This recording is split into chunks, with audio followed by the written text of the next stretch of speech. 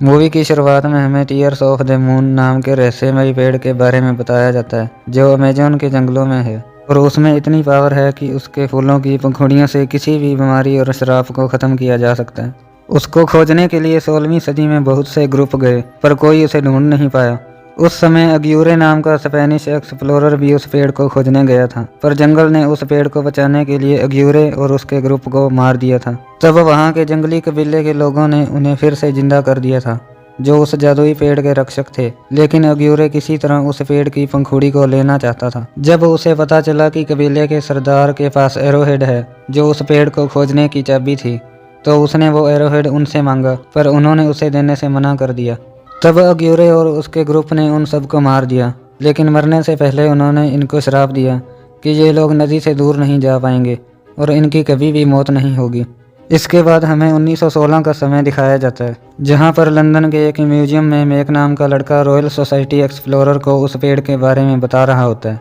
वह कहता है कि अगर वो इसे ढूंढ लेते हैं तो मेडिसिन की रिसर्च में इसे यूज कर सकते हैं। इसके लिए वो उनसे एरोहेड मांगता है जो उनके ही म्यूजियम में रखा हुआ था, पर सोसाइटी के मेंबर उसकी रिक्वेस्ट नहीं मानते क्योंकि उन्हें लगता है कि ऐसा कोई पेड़ नहीं होता। उन्हीं लोगों में मेक की बहन लिली बैठी होती है। अब लिली ये सुनकर चुपके से उस रूम में जाती है जहां एरोहेड रखा हुआ था।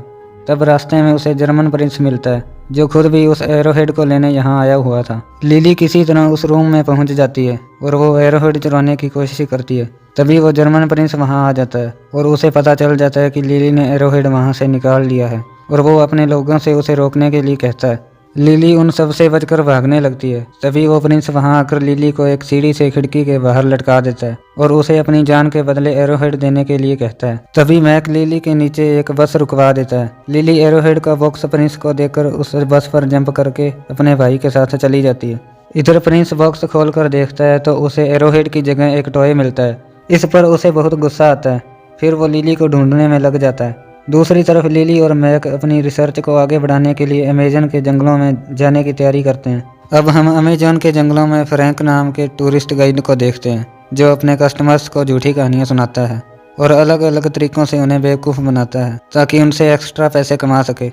अब नीलो नाम का आदमी फ्रैंक के पास आता है और उससे अपने लोन के पैसे मांगता है।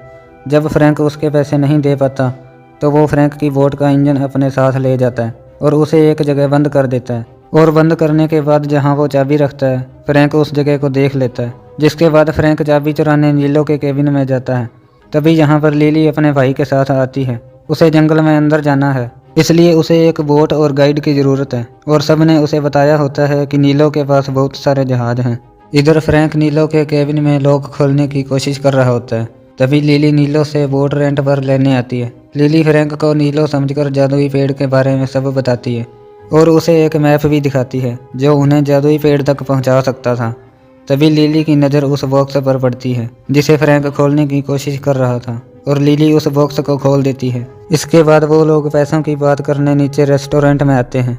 तभी मैक नीलो को लेकर वहां आ जाता है और लिली समझ जाती है कि फ्रैंक नीलो नहीं है, तो वो वहां से जाने लगती है। तभी फ्रैंक को उसके पास एरोहेड दिखाई देता है, इसलिए वो उसे अपनी बोट पर जाने के लिए मनाता है।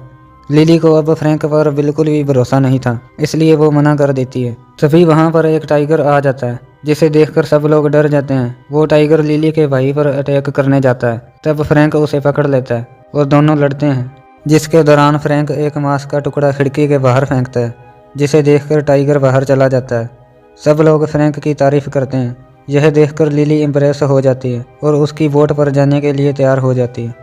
इसके बाद फ्रैंक अपने इंजन को सेट करने लगता है, जहां हमें पता चलता है कि जिस टाइगर ने उन पर अटैक किया था वो फ्रैंक की दोस्त प्रोक्सिमा थी और फ्रैंक ने लिली को इम्प्रेस करने के लिए उससे नकली लड़ाई की थी। इसके बाद फ्रैंक बोट को लेकर डॉक की ओर जाता है, जहां लिली और मैक अपना सामान लेकर आते हैं और लिली बोट में आगे बढ़ती है। यहाँ मैक अपने साथ बहुत सारा सामान लाया था, इसलिए फ्रैंक उसके एक्स्ट्रा लगेज को नदी में फेंकने लगता है। इससे उनके बीच बहस होने लगती है। तभी लिली देखती है कि कुछ लोगों ने पक्षियों को पिंजरे में बंद कर रखा है, तो वो उन पक्षियों को बचाने जाती है, जहाँ कुछ लोग उसे पीछे से पकड़ लेते हैं और धक्का देकर उस पिंजरे में उसे भी बंद कर देते हैं और उस पिंजरे को कवर कर देते हैं। तभी नीलो के लोग फ्रैंक के पीछे पड़ जाते हैं क्योंकि फ्रैंक ने उसकी बोट के इंजन को चुरा लिया था। जिसके बाद फ्रैंक अपनी बोट लेकर वहां से भाग जाता है। यहाँ फ्रैंक को जब पता चलता है कि लिली बोट में नहीं है तो वो मैक को चलने का बोल के लिली को ढूंढने चला जाता है। दूसरी तरफ लिली उस पिंजरे का ताला खोल देती है और उन सब लोगों से लड़ने लगती है। तभी फ्रैंक भी वहां आ जाता है और उन लोगों से फाइट करने लगता है। तभी लिली छत से होकर भागने लगती है और उनमें से एक छत कमजोर होती है जिस वजह से वो नीचे गिर जाती है। तब फ्रैंक वहां आकर उसे जमीन से उठने में मदद करता है। इसके बाद ये दोनों वहां से बाहर आ जाते हैं। अब बोट तक पहुंचने के लिए फ्रैंक नदी में कूद जाता है, लेकिन लिली को तैरना नहीं आता था, इसलिए वो कोई और रास्ता देखती है। तभी उसे वायर दिखाई देती है जो बोट तक जा रही होती है। फिर वो वायर की तरफ भागती है। तभी रास्ते में उसे नीलो के आदमी रोकने की कोशिश करते हैं, लेकिन लिली किसी तरह वायर तक पहुंच जाती है। इधर फ्रैंक भी तैरकर बोट तक पहुंच जाता है। तब मैक पूछता है लिली कहाँ है। तब फ्रैंक कहता है वहाँ है। यहाँ लिली भी उस तार पर लटक कर बोट तक पहुंच जाती है। तभी प्रिंस लिली का पीछा करते करते अपनी सबमरीन लेकर यहाँ आ जाता है और उन पर फायरिंग शुरू कर देता है, जिसके बाद फ्रैंक अपनी बोट दूसरी दिशा में मोड़ लेता है। यह देख प्रिंस अब मिसाइल से उन पर अटैक करता है, लेकिन फ्रैंक किसी तरह मिसाइल से भी अपनी बोट को बचा लेता है और वहां से भाग जाता है। कुछ दूर जाने पर नदी दो हिस्सों में बट जाती है। तब लिली मैप दिखाते हुए फ्रैंक को शॉर्टकट लेने को बोलती है, जो कि गलत होता है और ज़्यादा खतरनाक होता है। इस पर फ्रैंक लिली को समझाने की कोशिश करता है कि उस रास्ते में बहुत खतरा है, क्योंकि मैं इस जंगल के बारे में बहुत अच्छे से जानता हूँ। पर लिली फ्रैंक की बात नहीं सुनती। तब फ्रैंक बोट उसी रास्ते पर मोड़ लेता है। दूसरी तरफ प्रिंस उस पेड़ को खोजने के लिए अग्यूरे की हेल्प लेने का प्लान बनाता है। अब रात होने वाली थी, इसलिए फ्रैंक बोट को एक किनारे पर लगा देता है। फ्रैंक लिली और उसके भाई के लिए नदी से कुछ मछलियाँ पकड़ता है, जिसे रात में वो खाते हैं। डिनर के बाद मैक फ्रैंक के कैबिन में सोने चला जाता है, जहाँ पर हम देखते हैं कि प्रोक्सिमा वहीं पर एक पिंजरे के अंदर है। वहीं फ्रैंक और लिली एक दूसरे से बात कर रहे होते हैं, जिसके दौरान फ्रैंक बताता है कि लिली जिस चीज़ को ढूंढ रही है वो असल में है ही नहीं।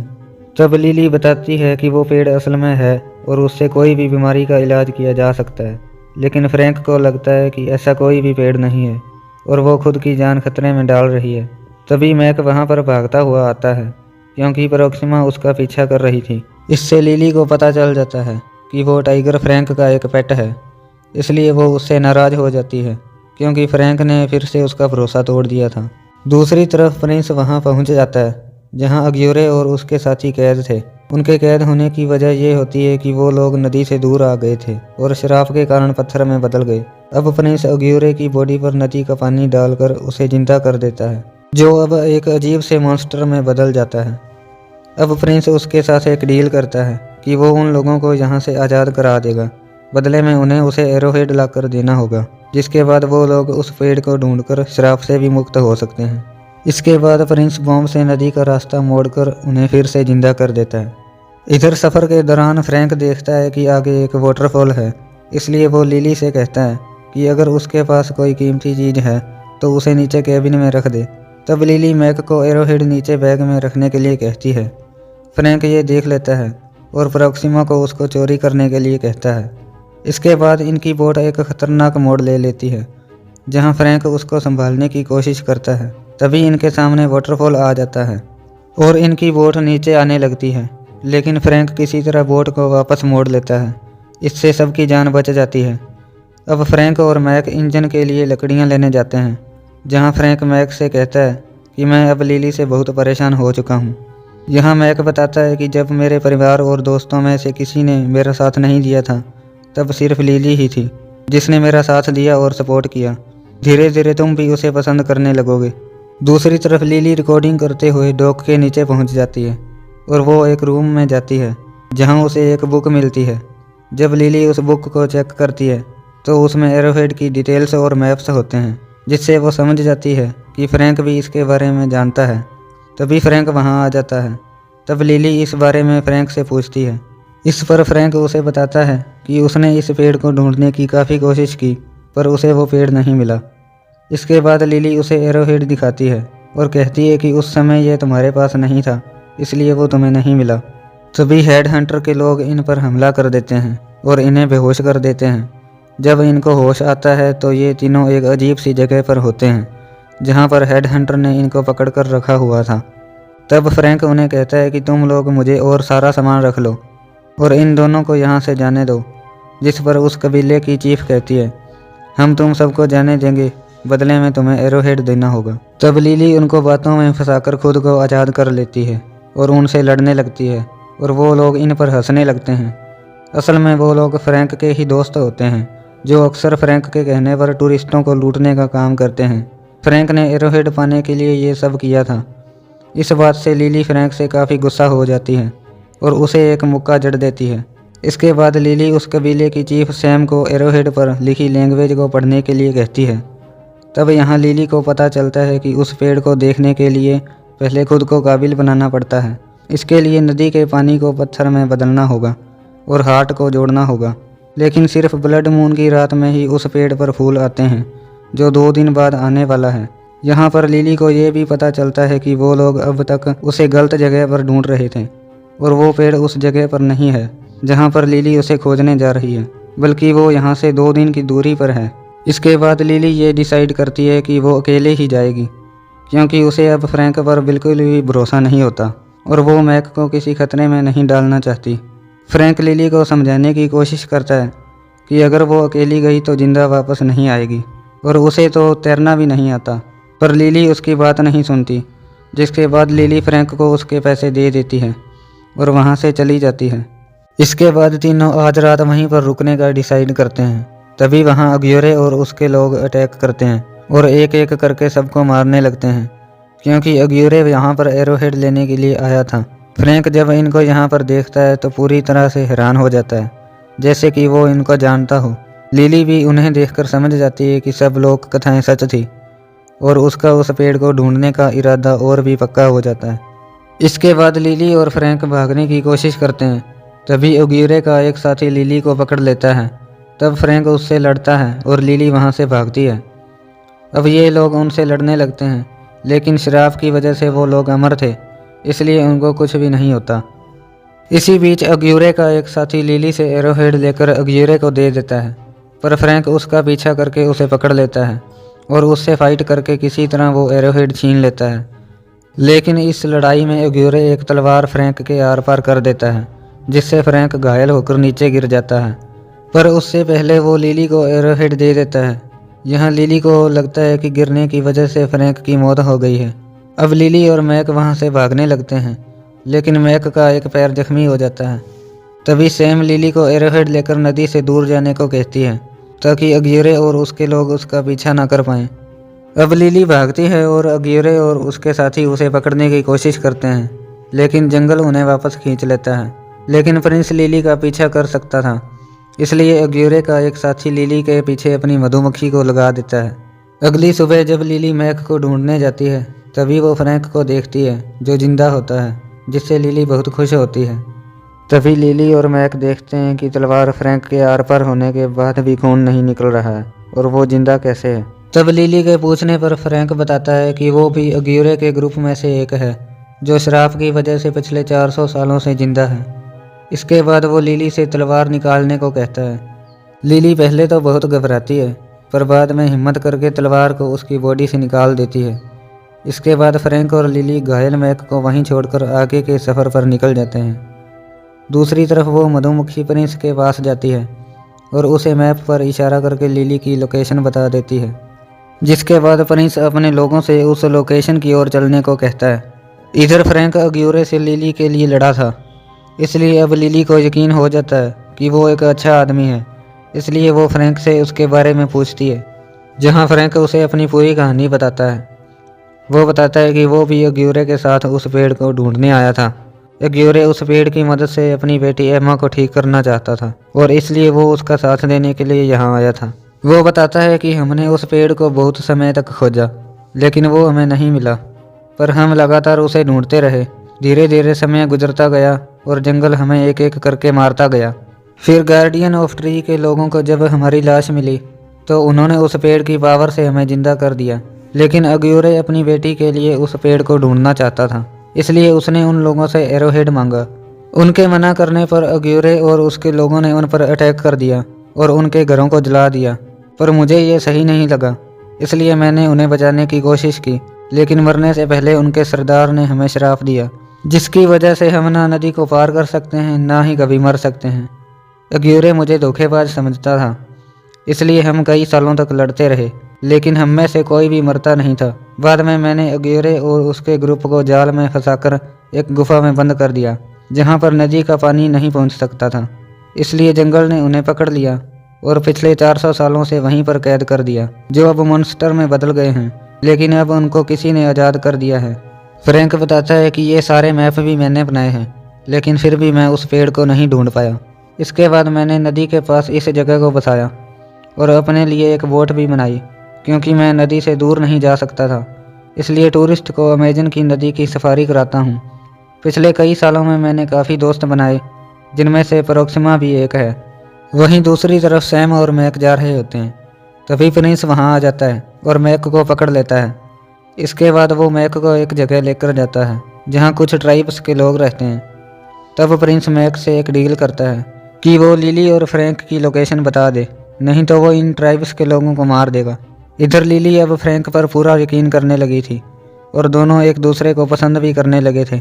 लिली पूछती है कि टीयर्स ऑफ द मून मिलने पर तुम क्या करोगे। इस पर फ्रैंक कहता है कि मैं शराब को ख़त्म करके मरना चाहता हूँ, क्योंकि मैं इतने सालों से ज़िंदा रहकर इस दुनिया से बोर हो गया हूँ। लेकिन लिली ऐसा करने से मना करती है। वहीं मैक प्रिंस को पेड़ की असली लोकेशन बता देता है, जिसके बाद प्रिंस मधुमक्खियों को मार देता है, क्योंकि वो अग्यूरे को इस बारे में नहीं बताना चाहता था। इधर फ्रैंक और लिली उस पेड़ की लोकेशन पर पहुंच जाते हैं, जिसके बाद फ्रैंक नदी के अंदर जाकर छानबीन करता है और उसे पता चलता है कि पानी के अंदर एक चैम्बर बना हुआ है, जिसके अंदर एक लीवर है, जिसको खोलने से यहाँ का पानी बाहर जाने वाला था। लेकिन चैम्बर में जाने के लिए जगह कम थी, इसलिए वो लिली के पास आता है और उसके बारे में बताता है, क्योंकि वो उसमें आसानी से जा सकती थी। लेकिन लिली मना कर देती है, क्योंकि वो तैरना नहीं जानती थी। फ्रैंक के थोड़ा मनाने पर वो तैयार हो जाती है, जिसके बाद फ्रैंक लिली को लेकर पानी के अंदर जाता है। तब लिली उस चैम्बर में जाकर लीवर को खोलने लगती है, लेकिन उसका पाँव एक पत्थर पर आता है और वो दरवाज़ा बंद हो जाता है। फ्रैंक बाहर ही होता है और लिली घबरा जाती है। तब फ्रैंक उसे अपनी ब्रीथ देता है, जिससे लिली को पानी के अंदर ही ऑक्सीजन मिल सके। अब लिली उस लीवर को जैसे ही खींचती है, उसमें से बहुत सारी मछलियाँ आकर फ्रैंक पर अटैक कर देती हैं। इससे फ्रैंक ब्रीथ देने के लिए लिली के पास नहीं जा पाता, लेकिन लिली किसी तरह लीवर को खींच देती है और ऑक्सीजन की कमी से बेहोश हो जाती है। तभी फ्रैंक देखता है कि पानी का लेवल कम हो रहा है और वो लिली को बाहर निकालकर बोट पर लाता है। लिली को बेहोश पाकर वो बहुत परेशान हो जाता है। तभी लिली को होश आ जाता है और वो फ्रैंक पर गुस्सा हो जाती है, जिसके बाद फ्रैंक उसे पूरी बात समझाता है। पानी का लेवल कम होते ही उन्हें वहाँ बने खंडर दिखाई देते हैं। वो समझ जाते हैं कि वो सही जगह पर हैं। अब दोनों यहाँ पहुँचकर बहुत खुश थे, क्योंकि दोनों अपनी चॉइस को पूरा कर सकेंगे। लिली अब फ्रैंक से प्यार करने लगी थी और अब उसके साथ अपनी लाइफ को गुजारना चाहती थी। इसलिए वो फ्रैंक से अपनी लाइफ जीने के लिए कहती है और उसे पता होता है कि फ्रैंक लंदन जाना चाहता है और मोटर कार चलाना चाहता है। इसलिए वो उससे कहती है कि वो उसके साथ लंदन आ सकता है और मोटर कार चला सकता है, वो उसे गाइड करेगी। ये बात कर ही रहे होते हैं कि तभी उन्हें वहाँ प्रिंस की सबमरीन दिखाई देती है। प्रिंस मैक को लेकर बाहर आता है और हम देखते हैं कि एक मधुमक्खी वहाँ से निकलकर अग्यूरे के पास चली जाती है और प्रिंस के लोग फ्रैंक और लिली को गन पॉइंट पर ले लेते हैं। इसके बाद प्रिंस लिली को एरोहेड देने के लिए कहता है। लिली मैक की जान बचाने के लिए एरोहेड प्रिंस को दे देती है, जहाँ पर वो जर्मन प्रिंस बताता है कि मैं टीयर्स ऑफ द मून की पावर का यूज वॉर को जीतने में करना चाहता हूँ और पूरी दुनिया पर राज करना चाहता हूँ।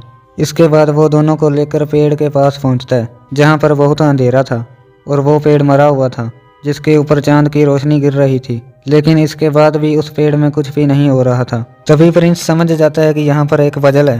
वो फ्रैंक और लिली को ये पजल सॉल्व करने के लिए कहता है। इस पर लिली उसे मना कर देती है। तब फ्रैंक उसकी हेल्प करने के लिए मान जाता है और उससे एक डील करता है कि लिली और मैक को वहाँ से जाने दे और उसे एक पंखुड़ी दे दे, जिस पर प्रिंस तैयार हो जाता है। इसके बाद प्रिंस फ्रैंक और लिली को लेकर एक पत्थर के पास जाता है। उस पत्थर पर फ्रैंक को एरोहेड की एक जगह दिखती है, लेकिन जब वो एरोहेड वहाँ पर फिक्स करता है तो कुछ भी नहीं होता। तब प्रिंस लिली को फ्रैंक की मदद करने के लिए कहता है। इस पर लिली भी एक पंखुड़ी मांगती है, लेकिन प्रिंस दोनों में से किसी एक को ही एक पंखुड़ी देने के लिए कहता है। तब फ्रैंक कहता है कि लिली मेरे हिस्से की पंखुड़ी ले सकती है, लेकिन मुझे मारने के बाद। इस पर लिली मान जाती है, क्योंकि वो जानती थी कि फ्रैंक अमर है, लेकिन प्रिंस यह सीक्रेट नहीं जानता था। अब लिली और फ्रैंक मिलकर वो पहेली सॉल्व करने लगते हैं और वहाँ पर ब्लड मून भी आ चुका था। तभी लिली को सैम की बात याद आती है, जिसने कहा था कि इस पेड़ को ब्लूम करने के लिए टूटे हुए दिल को जोड़ना होगा। फ्रैंक जब एरोहेड को तोड़ता है तो उसमें से रेड कलर की एक मणि निकलती है, जिसको सही जगह पर फिक्स करने से पूरा पेड़ ब्लूम हो जाता है और वहाँ पर पंखुड़ियाँ भी आ जाती है, जिसे देखकर सब बहुत खुश हो जाते हैं। इसके बाद लिली फ्रैंक को शूट करके पानी में गिरा देती है। अब प्रिंस लिली को लेकर उस पेड़ की पंखुड़ी लेने जाता है। वहीं फ्रैंक प्रिंस के लोगों से फाइट करके मैक को छुड़ाने की कोशिश करता है। तभी प्रिंस का एक आदमी मैक पर गन पॉइंट कर देता है, लेकिन प्रोक्सिमा वहां आकर उसे बचा लेती है। वहीं दूसरी तरफ लिली प्रिंस के लोगों से फाइट करके पेड़ पर चढ़ जाती है, लेकिन अब ब्लड मून की लाइट जाने वाली थी। इससे पेड़ फिर से मरने लगता है, पर लिली जैसे तैसे करके एक पंखुड़ी लेने में कामयाब हो जाती है। तभी वो टहनी टूट जाती है, जिससे लिली दूसरी टहनी पर लटक जाती है। तब प्रिंस वहां आकर उसे नीचे गिराने की धमकी देता है और उससे पंखुड़ी मांगता है। तभी प्रिंस के ऊपर एक टहनी टूटकर गिर जाती है। ये देखकर लिली वो पंखुड़ी फ्रैंक के पास फेंक देती है, जिसे फ्रैंक पकड़ लेता है। तभी ओग्यूरे का ग्रुप वहां आ जाता है। तब प्रिंस उनसे पंखुड़ी लेने में हेल्प मांगता है, लेकिन प्रिंस ने उन्हें धोखा दिया था, इसलिए वो उसे अपने सांपों से कटवा देता है। अब ओग्यूरे और उसके लोग लिली को पकड़ने उसके पीछे जाते हैं। तब फ्रैंक लिली को बचाने के लिए वो फूल ओग्यूरे को दिखाकर उनका ध्यान अपनी ओर खींचता है, जिसके बाद वो लोग फ्रैंक के पीछे पड़ जाते हैं। अब फ्रैंक पंखुड़ी को वहीं पर छुपा देता है और मैक को एक सेफ जगह उतार देता है, जहां लिली भी आ जाती है। फ्रैंक प्रोक्सिमा को उनकी हिफाजत के लिए छोड़कर अपनी बोट लेकर वहां से भागने लगता है, जिसके बाद फ्रैंक और ओग्यूरे के ग्रुप के बीच फाइट होने लगती है। दूसरी तरफ प्रिंस अभी भी जिंदा था, जो लिली और मैक पर अटैक करने जाता है। तभी मैक उसे एक दीवार पर धक्का दे देता है, जिससे दीवार का ऊपरी हिस्सा प्रिंस पर गिर जाता है और वो मर जाता है। इधर ओग्यूरे और उसके लोग फ्रैंक को अपने कंट्रोल में कर लेते हैं। फ्रैंक जब अपनी पॉकेट दिखाता है तो उसमें पंखुड़ी की जगह वही टॉय निकलता है जो लिली ने प्रिंस को ट्रिक करके दिया था, और फ्रैंक ने वो पंखुड़ी लिली के लिए वहीं पर छुपा दी थी ताकि लिली अपनी रिसर्च पूरी कर सके। जिसे पाकर लिली भी समझ जाती है कि फ्रैंक खुद की जान देकर उन दोनों की जान बचाना चाहता है। वहीं ओग्यूरे भी समझ जाता है कि फ्रैंक अपनी बोट को क्रैश करके नदी का रास्ता बंद करना चाहता है, लेकिन अब बहुत देर हो जाती है और बोट दीवार से टकराकर क्रैश हो जाती है। इसके बाद नदी का पानी आना बंद हो जाता है और शराब की वजह से जंगल फ्रैंक के साथ ओग्यूरे और उसके लोगों को अपने कब्जे में ले लेता है और सब पत्थर में बदल जाते हैं। फ्रैंक को इस हालत में देखकर लिली बहुत दुखी होती है। वो उस पंखुड़ी को फ्रैंक के मुंह में रखकर उसे वापस जिंदा कर देती है और वो देखती है कि फ्रैंक के सिर से खून निकल रहा है, मतलब वो शराब से आज़ाद हो चुका है। इसके बाद दोनों बहुत खुश होते हैं और एक दूसरे को किस करते हैं। तभी ब्लड मून की थोड़ी सी लाइट वहाँ आ जाती है, जिससे वहाँ पर एक और पंखुड़ी आ जाती है, मतलब उन्हें लिली की रिसर्च के लिए भी पंखुड़ी मिल गई है। इसके बाद वो लोग वापस आ जाते हैं, जहाँ फ्रैंक अपनी बोट नीलो के हवाले कर देता है। वहीं जब रॉयल सोसाइटी एक्सप्लोरर को इसके बारे में पता चलता है तो वो लिली के पास अपनी सोसाइटी की मेंबरशिप लेने के लिए इनविटेशन भेजते हैं। इस पर लिली मैक को वहां पर भेजती है, जो सोसाइटी के सामने ही उनके इनविटेशन को रिजेक्ट कर देता है। मूवी के आखिरी सीन में हम लिली और फ्रैंक को लंदन में घूमते हुए देखते हैं, जहां लिली उसे कार चलाना सिखा रही होती है और मूवी यहीं पर ख़त्म हो जाती है।